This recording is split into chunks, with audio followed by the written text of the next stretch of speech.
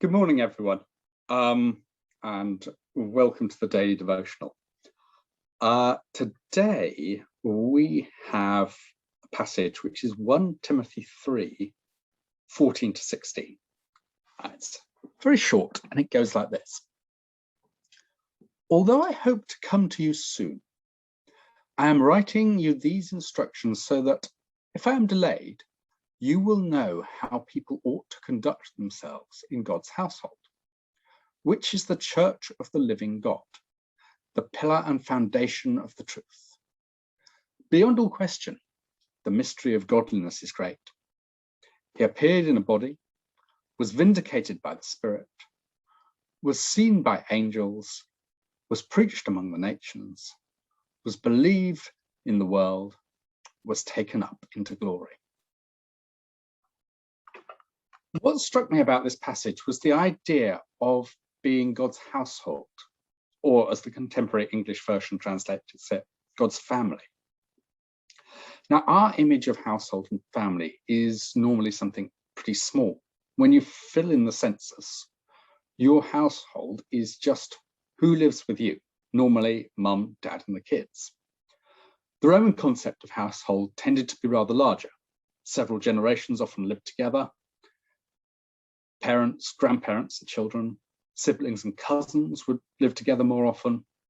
And the household would also include servants and slaves. So in an aristocratic Roman household, there would be cooks, cleaners, tutors, musicians, gardeners, agricultural labourers, secretaries, all sorts. We could be talking up to 100 people. Now, the thing about this sort of household is that even though it's massive, no one is getting a free ride, unless you are very old, sick. Everyone has a job to do. Everyone has a specific role. And God's household is very similar.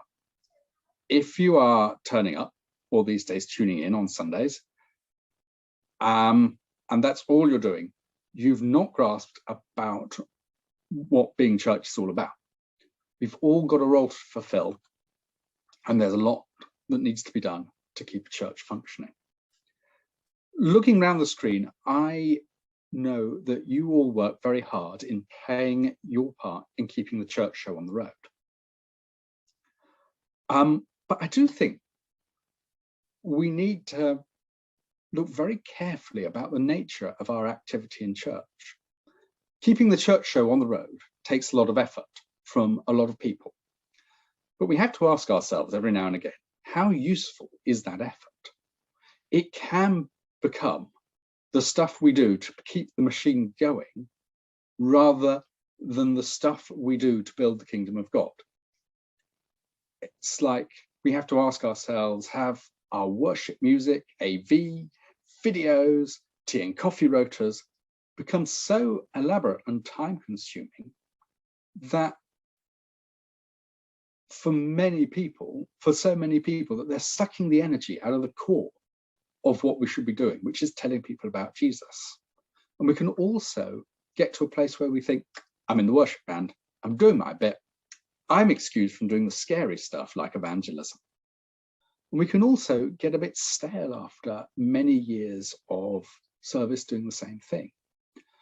So as we regather after lockdown, it's time to think, what am I doing in God's household? And is it what I should be doing?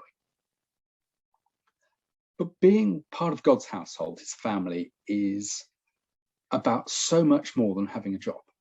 It's about belonging somewhere. These are your people. And this is different to your friends. Friends are the people you like, the ones you have something in common with, and are easy to be with, and people you choose. But there's something about friendship that's conditional. Often friendships can be intense for a time, and then life changes and the friendship fades, and that's fine, you've moved on. And it's also possible to fall out and be friends no longer. With family, it's different. You don't pick them.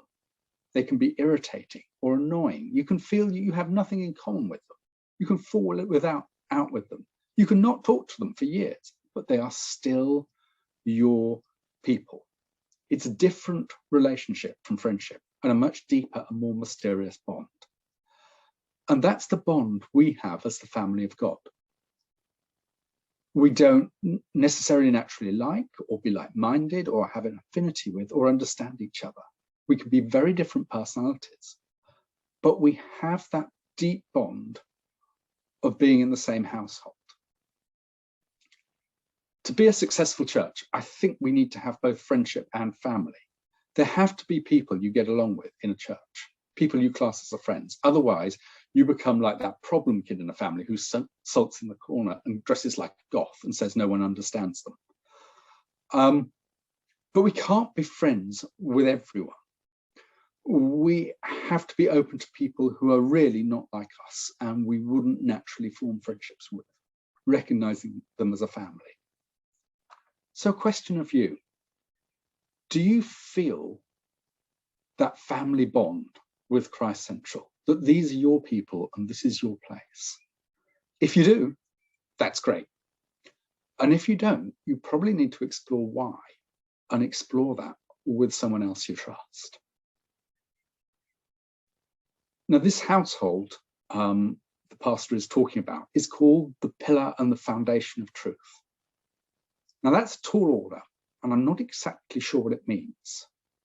I think it means that the church is where we should find the gospel of Christ clearly and faithfully preached, because that is, after all, the ultimate truth. It's also where we should find the message of the gospel lived and experienced. It's where we should encounter the love of Christ and his acceptance of us, as well as his challenge to us. We can think about like this as in a very consumer-like way. Is the church providing me with the love and the challenge and the stimulation that I need?